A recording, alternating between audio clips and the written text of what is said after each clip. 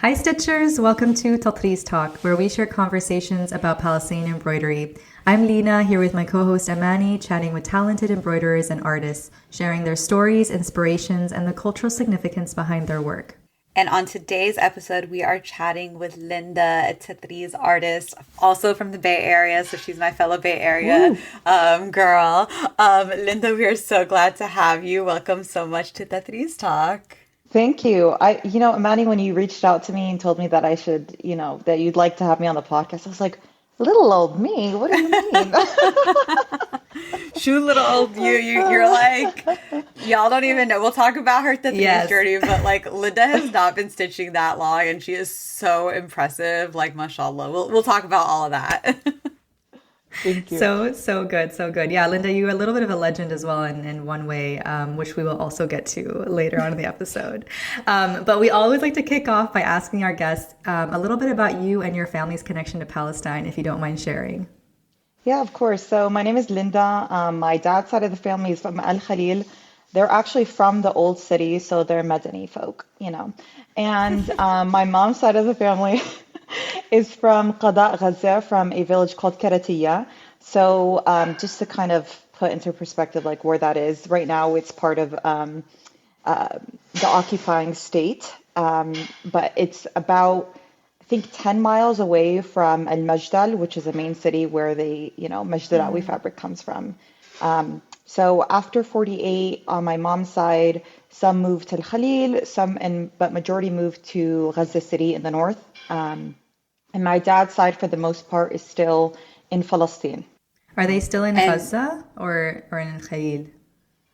So majority of my mom's side of the family is in Gaza. We have a huge part of our family has left just over the course of the past few years. But right now, my mom has her aunts. My Sido has his cousins there.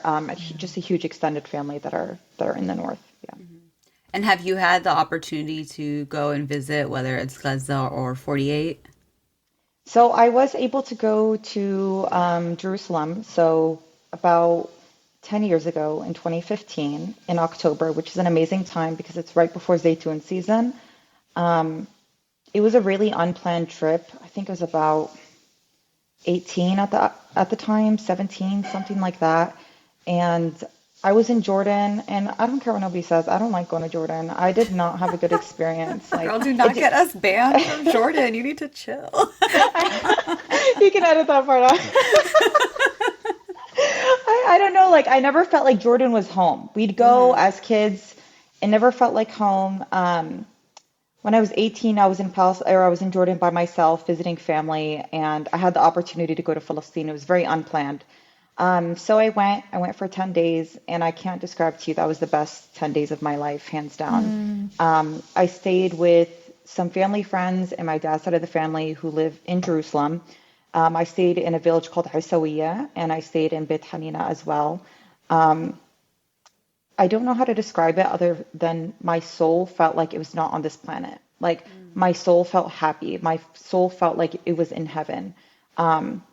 And there was something that felt so familiar about seeing Palestine. Like it felt like a big hug to my entire being, which was amazing. So if anyone hasn't gotten the opportunity to go, inshallah, I hope you get to go and really just breathe differently when you're in your home place. Yeah. Mm-hmm. Have you gotten to go back since that first trip? I have not, sadly. The initial plan was to actually go this year in 2024. It just doesn't seem right now to kind of go and, have a good time, at least for myself. So inshallah, when things are better and maybe we can go help and folks in Gaza and help rebuild somehow. Because I think that would be more meaningful to me to go next time. Yeah. Well, okay, leading from there, can we chat a little bit about how you connected with Tatreez? What was the start of your Tatreez journey? Yeah, I haven't been doing Tatreez for a long time. I started in March 2023, so it's been a year and some change. But I think initially what started to attract me to Tatreez was when I was getting married and I wanted to have a traditional Palestinian henna. And at the time, I really wanted to have like a very, very special thobe. Um, I grew up in a community here in California where there was a lot of people from Dir Dabuan, shout out Dir Dabuan, and they're just so wear beautiful handmade thwab, and they're just so proud of their culture. They show that off all the time. So I was like, you know what? I want to do that as well. I want to have a very special thobe. So I started really looking into. I wanted to buy a handmade thobe, and I didn't mind if it was secondhand at all because I know some people just wear something one time and kind of like, okay, on to the next thobe. So that's kind of where my interest in Tatreez began was when I was planning my traditional Palestinian henna party. Um, and later on, after I got married, life settled down a little bit. I was like, you know what? I want to do something for me. I want to have an activity at the end of the day that's not scrolling mindlessly through my phone, that makes me feel like I'm learning and I'm connecting to my heritage somehow. And I kept on looking at these kits online. And I was like, you know what? I'm not artsy. I'll get it for a friend. One of my friends will do great at Tatreez, just not me. I ended up ordering a kit from Folklore. I ordered the Ramallah kit. And I was like, yeah, I'm going to gift this to someone. And my husband looked at me and he was like, why don't you just start yourself? And I was like, you know what? That's a good idea. So through his encouragement, I started Tatreez, just a beginner kit doing very basic motifs. And I loved it. And I was like showing my mom, and I think the pack comes with like 10 patterns or something like that. And my mom was like, you're going to sit and do these for 6 months. She's like, you're going to be really slow. And I was like, okay, whatever. So I ended up finishing in about a month, which was like 10 patterns. And for the most part, I was just watching videos online, and I would like call my mom and ask her, like, am I doing this right? She's like, she'd look, she'd be like, yeah, you're doing it right. So you almost kind of taught yourself in a way. You were doing it, A little DIYing bit. it. Yeah. I think, alhamdulillah, now there's a lot more resources online. But I was just kind of solo. There was nobody around me at the time that was doing Tatreez that I knew personally. Um, And my mom knew how to tarriz. On my mom's side, my tata knew how to tarriz. All my khaltas know how to tarriz. On my dad's side, though, my tata actually didn't tarriz. I don't know if it was her. She was in her Medini girl era or whatever, but Probably. she didn't tarriz at all. But my mom never taught me. So I was like, you know what? I want to pass this on future generations. And at the same time, I really want to have something where I can tangibly say I'm Palestinian. And have that shown in my space. Yeah. Do you stitch with your mom now that you're like deep into your Tatreez practice? No, sadly, she says that she wants to get back into it. This thobe that I'm wearing right now, my mom, my tata, and my khaltas all made together. Wow. So she knows how to tarriz, but I think Yeah. she's like, oh, my eyes, I can't do it anymore. I need to relearn. I'm like, girl, you don't need to It'll relearn. come, Like, you yeah, know it'll how to come do right it. back to her. It'll come right back to her. You got to Yeah. bring her to one of our Tatreez circles in the Bay I Area. do. I really do. I think she would really enjoy it being around other women that do it too, because I feel like um, it's. I know people. A lot of people mention this, but it's just something that like hajjats do or like older women do. So I think it would be really encouraging for her to see younger women doing it, like a woman of all ages doing it together. Yeah. You know. Yeah. Yeah, definitely seeing different generations come together, especially like in the diaspora. I think that's always something that um, surprises people from who grew up back home, like to that us in the diaspora have this like strong attachment to these like parts of our culture. Exactly. So then once you got into it, how did your practice kind of change over time? Like I'm assuming you got into the Tatreez circle situation with Amani in the Bay Area, but did you find other community as well? Yeah, so when I started posting it on my like own personal Instagram, and a couple of my friends actually started buying kits, and we would do tatris together. One of my friends actually, bless her heart, she hosts us once a week for a craft night session also. So we Oh. get together once a week at her place. You know, Arab girls, Northern Gargir, we talk a lot and we just sit there and everybody's doing their own thing, either tatreez or crochet or drawing and art. And I feel like Tatreez has been not only just a way to like build community, but learn from others. And other crafts that our ancestors have done for like so long. Like crocheting has been around for so long, and that's definitely something I want to get into at some point. But yeah, later on, one of my friends was like, "Hey, why don't we host a Tatreez circle?" And I was like, "Oh my God, I don't know what that even entails." So we just like picked a spot, like a local coffee shop. I think we're about 12 people, and we just came together and we're just talking about our experiences about why we want to get into Tatreez in the first place. And there's something really comforting knowing that other people are yearning for this connection and wanting to keep this practice alive. Yeah, no, absolutely. That's beautiful. I love this craft night once a week.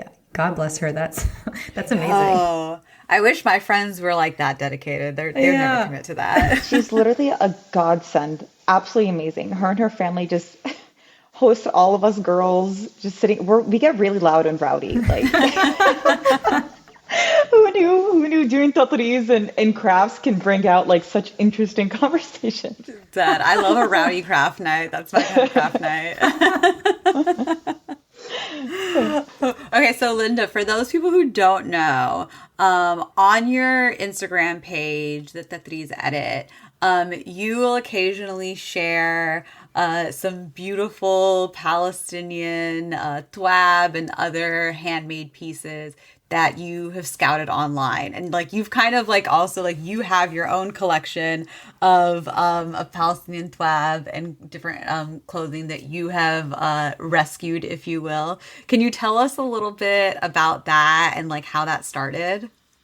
Yeah, so it started going back to when I was planning for my henna. I was just going through Poshmark, Mercari, eBay, like all of these gently used clothing apps, looking for something that would speak to me. And when you're doing this, I was on a really tight timeline because I was planning my henna a little bit late. I was checking on a daily basis. So it's almost just become part of my routine to do I my love it. daily like going through a black hole of just looking for like Thobes and Tatreez items. So that's how it started. I think it was really early on to when I actually started doing Tatreez, where I found a beautiful, beautiful white. It looks like somebody's wedding thobe for sure. Thobe that I rescued from someone that posted it on Poshmark, and she was selling it on consignment for someone who bought it in the 70s. And I'm sure everyone feels this way, but when you see something not labeled as Palestinian, it really starts to boil your blood.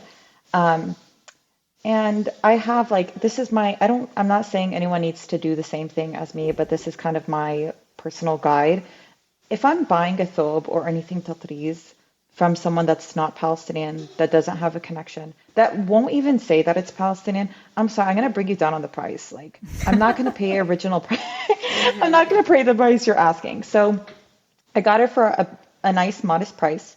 It needs a little bit of love. It has some stains and things like that on it. But when I first tried it on, I can't begin to describe to you the amount of like joy I felt. It's almost like I feel when I get these old thwab that the joy of the old owner transfers on to me. And these thobes find you for a reason. Like everything happens for a reason, and they were meant to be in your hands for a very specific reason. So continuing on, I go through and I check like legitimately on a daily basis. It's just kind of like part of my life now to search and look. And I'm looking for special pieces, like something, all handmade items are special, but I'm looking for something that speaks to me and that seems like it needs a new home. That's kind of like the pieces that I'm looking for. I recently purchased, and this is the find of the absolute century, a beautiful jalaya from Yafa. And it's so, so, so stunning. It's like that indigo linen material. It's very hard to find these days. And I purchased it from someone, and I have to give them credit. They did say it was Palestinian within the description, but a lot of people don't, especially that are selling it that are non-Palestinian. She said I was Palestinian, and as soon as she posted it, like you got to be fast, y'all. I will. That's the one thing. She posted it, and like literally within 10 minutes, I bought it. I went back and forth with her a little bit on price because I was like, I'm not going to buy original price from you. No, no, no. I got it for a decent price, and it's so stunning. And it fits me to the T, to Wow. the T. So I feel like it was really, really meant for me. And I always think about these women. How did they part away from their thobes? So a lot of the stories that I hear from the people I'm buying these from are that, oh, this person bought it from a quote unquote Bedouin market. Yeah. I Yep. hear that a lot too. And it really boils each time. There's not a single time where I've heard that and it doesn't absolutely boil my blood. But I'm like, you know what? I'm just trying to get this thobe. I will educate you later. I will write you a Yeah. message. Yeah. But I first want to make sure that you're willing to give this thobe. And I want the thobe to come into good hands. But I think about the stories of these women. Did she get to wear her thobe at all? Especially, a lot of them look like they're in like amazing condition, especially the gelai that I got. Did she get to wear it? Did she plan to pass this down to her daughter or to her granddaughter? Did she want to teach her daughters using this thobe about different patterns and stitches? Did she want to tell them why she chose these patterns and why they're so important to her? Was she moving to a new village and this was her pride and joy to show where she's from? So, oh my God, I'm gonna get emotional. Oh, that's okay. There's a lot of weight. It's not just buying a thobe. There's so much more that I think about, and I don't take it lightly. Like when I find one and it comes into my hands. Yeah. So, Linda, actually, and we've kind of chatted back and forth, but you posted one on Instagram and you're like, somebody please get this if you're Palestinian. And so I went ahead and I bought it. I actually had never done that before. And I did not think to negotiate. So this is a lesson learned for the next time. But the woman who sent it to me did send it with a letter. And the letter said that she is a rabbi who was also in a girls band, and she was in Israel for some duration of time, and they decided to go to the Arab market, like you said, and purchase these costumes to perform in. And yes. and that she's this was like in like the 70s, I forget what decade, but she told me the decade, 70s, 80s, definitely not 90s, but before then. And it's just been sitting in her closet, and she thinks somebody else could now use it. And so she's like, I hope you enjoy it. And oh my God, like I just stared at that letter for like an hour. I just did not know. And I have to respond. I absolutely have to respond. But I wanted to do the dress justice and the owner justice and like have some context, like whatever I can find out about the dress. I want this woman to know that there was a person behind this dress. There was a beautiful human who created this design and did all of this work. And it's like the one you described a little bit, like the blue indigo. It has Mejdalawi fabric. It's like the stitches are pristine. It looks brand new. Like she clearly only used it for like this performance or a couple performances. I don't think it had been used before. But I will say I did try it on one time. Actually, I was with Amani. I tried it with her when she was in town. And I didn't have the same experience as you. I actually felt like such an imposter. I felt like I have no right. I'm a fraud. Like I'm an intruder in this dress. Like how could I possibly? Too hard on yourself. I know, but like it's also, and I think it's because I have also created my own thobe, and so I'm just like, oh my God, all that energy, and the person who did all of that work isn't wearing it right now, and that made me so upset, like on her behalf. And so I haven't actually worn it yet, and I think it also needs a little bit of love and care, but it's in pretty good condition. I mean, it's remarkable. When you sent me the pictures, I just remember thinking like, wow, this Mejdalawi fabric looks like it's brand spanking new. Yep. It's beautiful. And there's a lot of people that have thobe sitting in their closet like that, that are not Palestinian. I go through like different rabbit holes, and I'm not encouraging anyone to like necessarily purchase from all of these avenues or encouraging like additional consumerism, but like there's some people that will sell thobes on auctions, and I do a little bit of digging. I haven't necessarily purchased one before, but they just have it sitting like in their closet. And when somebody dies, these estate companies that Yeah. want to help the family sell will put these soaps on auction. And I don't think they realize that more likely than not, a lot of these pieces are stolen. Yes. Or that were just sitting in people's homes before. So there's definitely like a moral perspective that we have to navigate.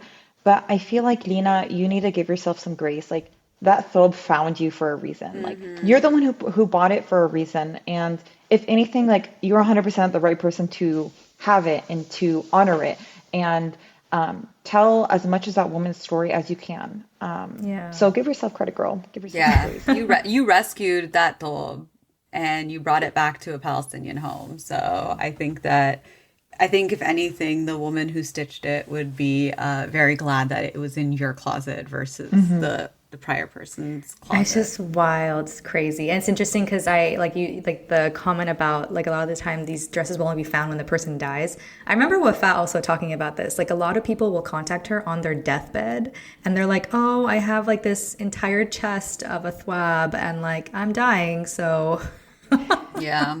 A whole chest. isn't that crazy? But you see how guilty they feel because they know they're trying to like make amends. They know.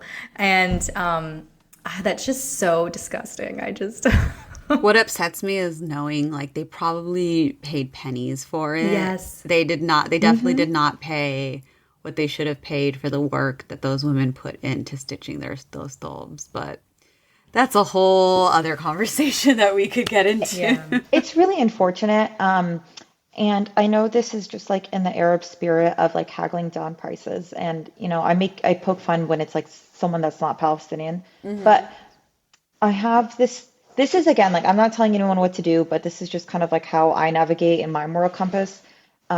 There's a few thobes that I bought online through different like Facebook groups of women that live in Palestine.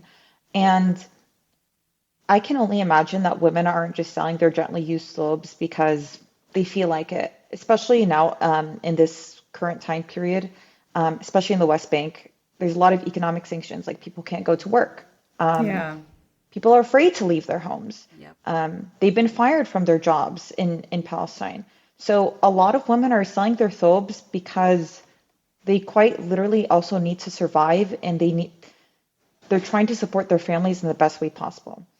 So for me, if somebody gives me a price that's Palestinian and who I'm buying from on these specific pages or platforms, I'm not going to negotiate. Agreed. If anything, like we should be paying them more because, especially as Tatreez practitioners, we know the value. So I kind of want people to take like what I'm saying with a grain of salt when it comes to like negotiating. Very, very clear. You negotiate with non-Palestinians that are also not identifying, are not appreciating our craft or unwilling to recognize our culture. You're purchasing from a Palestinian, you better pay them fairly. It's a hype. Yes. I'm saying it right now. It's a hype if you don't. Yeah. Agreed. 100%. So, Linda, are you still sharing the finds on your Instagram? Should people like follow you and watch your stories? They should, yes. I will post some more. So I've been a little bit of a gatekeeper because every one that I see, I'm like, oh my God, I absolutely love it. Like, how can you not, I don't blame you. So if anyone needs help, I will, if you're looking for something specific, I will keep my eye out, I promise. Maybe I will do a video because I have plenty of subs, honestly. Like my bank account can't handle me buying anymore anyway. Sounds familiar to Amani, yeah. So maybe I'll do a video on how I find the thobes, but essentially I'll kind of give like a brief breakdown on all of these different platforms. I just have saved my key search words like Palestinian, thobe, Palestinian embroidery. And then each time something is posted that has that description, I just go into the app and I'll get like a little like red dot or notification that says that something with these keywords has been posted. Go check it out. That's exactly what I do. So Amazing. Yeah, I'll do like a more, hopefully like a bigger breakdown, but that's kind of like the gist of it. Yes, girl, give us some content. And have you like found any of the stories behind any of these dresses, or you haven't really done that research yet? So far, I have two that I've rescued. One of them, the woman said that she just bought it in the 70s. That this was the white, this is the white thobe that I bought, white and red. The jalaya, I poked at the previous owner a little bit, and she just said she inherited it from a family member, and that was really about all the information she knew. But each time, if I do get a new thobe, I love to research the different motifs and understand a little bit more about that village. And I'll go like into a really deep rabbit hole of like, okay, I want to know exactly in Gaza or in Jaffa or in Khalil, where is this from? Yeah. So I think Wafa has done an awesome job of kind of like sharing time periods of certain pieces. And I've also reached out to one of the lovely women at Tatreez who's helped me identify the ages of two of the pieces that I've rescued.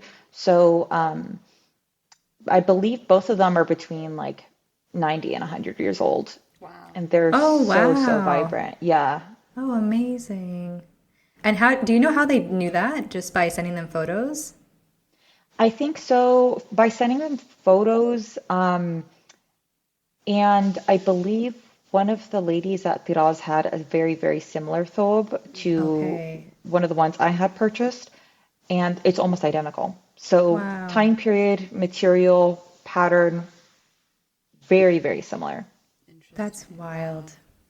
Yeah, that's impressive. But I'm glad that you were able to get at least some context around the dresses. So, okay, now that you have been collecting these dresses, has it inspired you to start your own thobe? I would love to. So that might go into like what I'm currently working on. Right now, I'm really comfortable with the Ada cloth. Waist canvas, I feel like I need to actually learn how to, what's the word? How do you say sabit? Baste it. Like, how to like baste it onto clothing. Girl, Amani, have I you can't- basted there's yours nothing- yet? girl, I gave it to my alterations person. Did they? And Did they do did it? Yeah, Okay, I that's actually just good. picked it I up love today. Because Okay. Linda, I'm so I'm so obsessive about it. I need it to be straight. I need it to be flat. Like I tried to baste it myself, and then there was like it wasn't flat enough. It was just like, Yeah. I can't.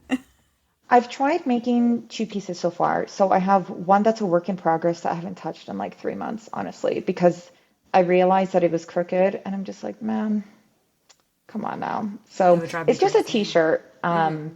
And the pattern that I picked was from El Majdal.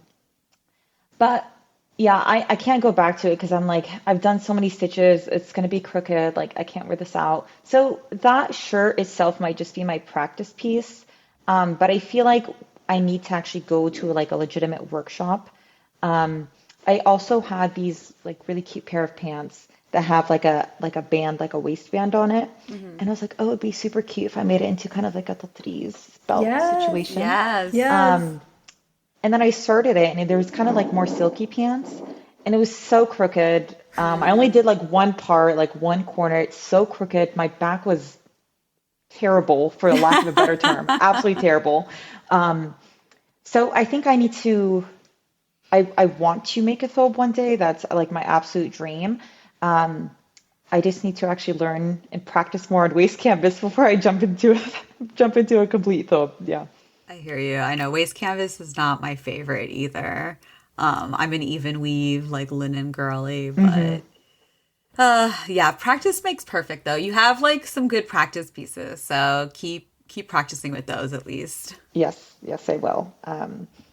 I think I actually have this book that my grandpa gave to me. My mom went to Jordan a few months or about a year ago, and she got me a book. So my Teta on my mom's side, she's passed away, so unfortunately I can't ask her any questions. But she just is like a huge part of my life and like my soul. And she had a Tatreez book, and I told my mom, I was like, okay, you need to get that for me. So apparently she had a black and white version of this book, Yeah. Yep. Tatreez al-Falastini. And it's a book, I think Tatreez actually has this in a PDF format. She had a black and white version, so my mom got me the color version, which I absolutely love. And even though it's not exactly my Tata's book that she used, my Sido wrote me like a little dedication on the inside. So I've been getting a lot of like inspiration from this book. And I'll read the dedication. He wrote it. He's such an amazing man. He wrote it in English and in Arabic for me. Habibi. So I'll read it in English. Dedication to my granddaughter Linda. To those who are interested in Palestinian history and heritage, I dedicated to you the book of your grandmother, Usama, may Allah have mercy on her, who was interested like you in the Palestinian heritage and was mastering Palestinian embroidery and food. May you be an example of her. I'm gonna cry. I love it. Oh my God. That is so sweet. How special. I love that. And he wrote So it it in English and Arabic. That's a long dedication. Habibi. That's Okay, so all right, beautiful. Wow. Siva. And it's very He has straight amazing lines. handwriting. Beautiful Yeah. handwriting. In English I could and not. Arabic. That is so That beautiful. is so sweet. I love that. I've been getting a lot of inspiration from this book. I've made bookmarks off of like little patterns that I've seen here. I've made a few pieces for my friends. Believe it or not, I thought I was going to be a selfish practitioner. I almost have nothing to show like in my home for what I've actually made, because most of the pieces I've given away to like friends and family. And it's really cool going into somebody's house that you know, and you're like, oh my God, that is my work on the wall. Yes, artiste. Wait, Come so through. have you gotten something for your Sido yet? Did you make him something? No, I need to make him something. Yeah. Inshallah, when I plan to go, I want to like really, it has to be a very special piece. Like I want it Yeah. to represent his village. I want it to represent Gaza, and I want to give him like a piece of me. I want to be really intentional with the design. And hopefully once I set a date of when I'm going to go, it'll like actually push me to really start thinking about it. But hopefully, inshallah, that's definitely on the list of projects to do, is make him a special piece. Inshallah. Oh, please keep us posted. Yeah. Yeah. Yes, I will.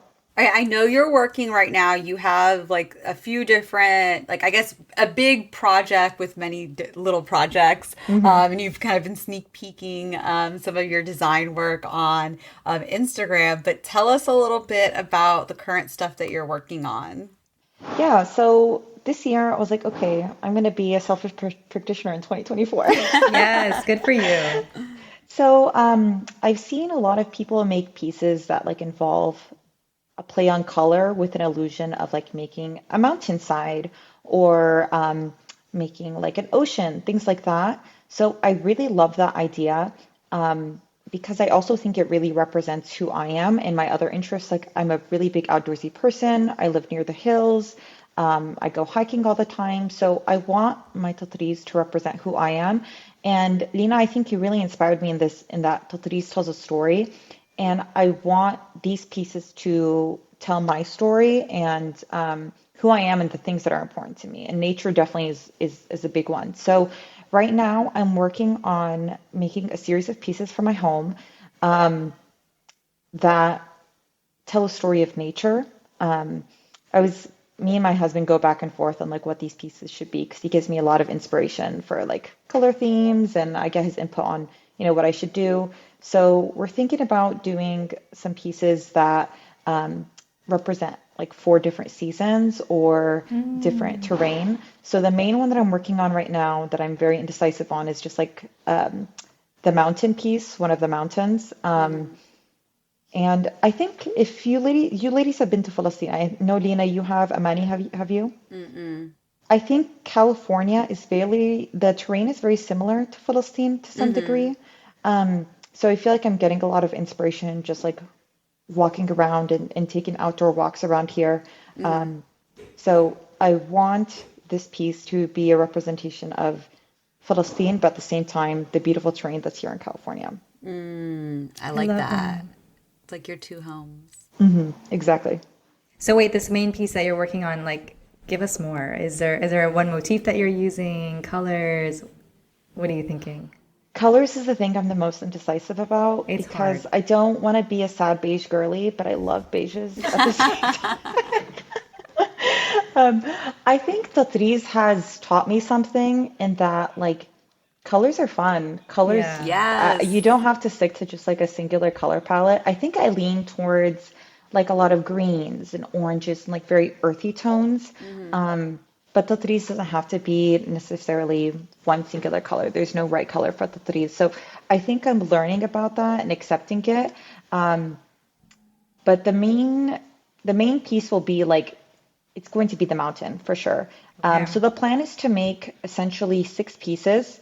So the most recent one that I posted on my Instagram is kind of like this long piece. I'm gonna plan to make 2 of those to put on both sides of a singular wall, So and then in like panel between, pieces, right? Like end panel pieces, kind of. exactly. Okay. And then in the middle, I'm planning to do 2 mountains facing each other, and almost like a continuation of the mountains from both sides. The 2 bottom pieces, I'm very unsure just yet, but I want the two to kind of like come together and like mirror each other, but also look like a continuation of some type of terrain. Oh, Water. You need like water, like a lake, a river, a valley, Yeah, something. or exactly. flowers. I mean, something lower than mountains. We'll see. I really like the idea of incorporating the cypress tree. I also live in an area that has just a bunch of hills and trees, and I admire trees so much. Hmm. So I'm thinking about doing something with that motif, the cypress tree motif. So we shall see. I always appreciate input on colors because I feel like that's where I struggle the most. It's so hard picking colors. It's really hard. Color. I know it is. It's fun though, but oof, yeah, it's hard. I'm very sometimes like when I know, but then sometimes it's just a struggle. Like I took a while to figure out the colors for my thobe, like what colors I was gonna go with. Like I had a vision in my head, but still, the vision in your head needs to translate IRL. So that's always the little journey that you take, I suppose. Exactly. And it's worth taking the extra time because you spend so long doing it and you don't want to look Yeah. at a color and be like, ugh, I don't love that. When I first started Exactly. doing Tatreez, I was just kind of like freehanding it. I was like, oh, I'm just gonna go with the flow and let my like literal inner artist out. I can't do that. I'm not that artsy just yet. So I was physically ripping out stitches. Like I'm talking about like 3, 4 days worth of stitches. I would like rip it out because I'm like, oh, that color's ugly. I don't like it in here. Oh no. So I don't want to do that with my big pieces. I'm like, Yeah, I that's not very understand. smart. So I'm trying to like really take my time with the design process. Finalize it, love it, and then get into stitching. What is your design process right now? I know it's still kind of fluctuating, but what does it look like right now? So right now, I use floss cross a lot, but I think to get inspiration for a certain color tone or design, I think honestly, like I definitely get inspiration from others. Um, but I think it just takes time of like really, what does this mean to me? Okay, this is a beautiful piece, but how is this going to tell my story? So that's kind of like where I want to make the design meaningful, not just something that's beautiful. All Tatreez is beautiful, but what does it mean to me as a practitioner? Yeah, that's amazing. By the way, those panels are going to look amazing. I just as like a not a sneak peek, but like we haven't talked to Joanna yet, but Amani and I went to her house, as we do, as one does when they go to Dubai and they find a Tatri's friend. But I always remember she has these gorgeous, gorgeous. Like I wish she would do like a tour for people because the Tatriz in her home is, mashallah, incredible, and she has these panels which I don't think I've seen like in my home, for example, like my parents' home or my Teta's home. And it's like such a beautiful statement like on the wall. So I'm really excited for this like massive collection to come together. I'm really excited for you. Thank you. Yeah, hopefully, I think I'm going to just like decide on the colors of my mountain very soon within the next week. Basically, I have two color palettes that are very opposite that I really love. I'm going to sit on it and stop looking at it and then just open it up again and just see which one I absolutely love. Yes. And I'm just going to go for it. So Do love it. It's going to be amazing. Oh, yes. Please Thank send you. pics and post pics. I need to know how everything looks. definitely. Amani, I'll be more dedicated to going to the Tatreez circles, Yes, inshallah, I girl. think. So you'll see the progress live in action. Okay, good. Because I'm starting my thobe, like stitching it. I'm starting stitching it this week. So this weekend. So yeah, we'll have to give each other IRL updates of our projects. Yes, definitely will. So exciting. Oh my goodness. Okay, so Linda, we always like to finish our episodes with any major life lessons that you've taken from Tatreez. I think Tatreez has taught me a few things. It's taught me to be patient. It's taught me that not everything needs to be instant gratification.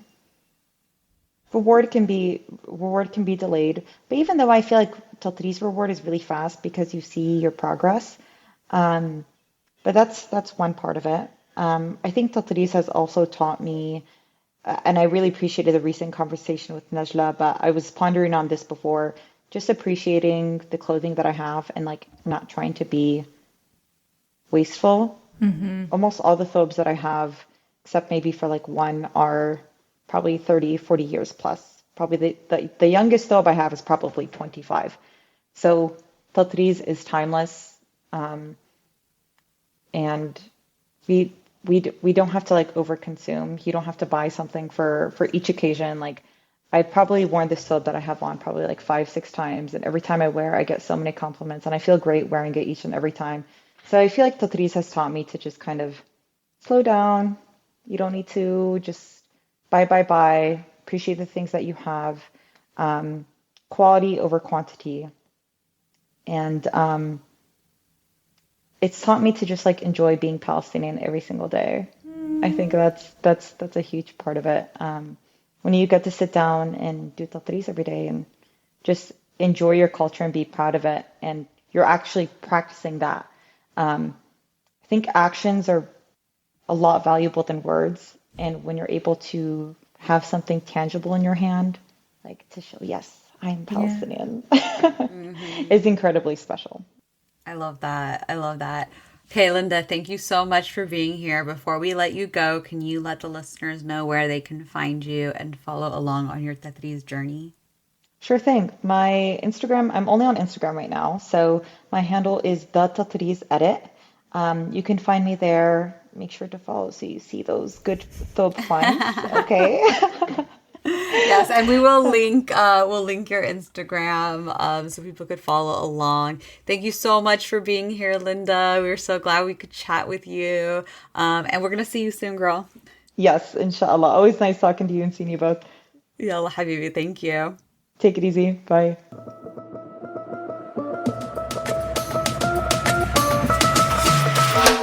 Another incredible conversation, and we talked about it as soon as we stopped recording, but her grandfather, oh my Obsessed. gosh. Obsessed. Like the cutest Sido.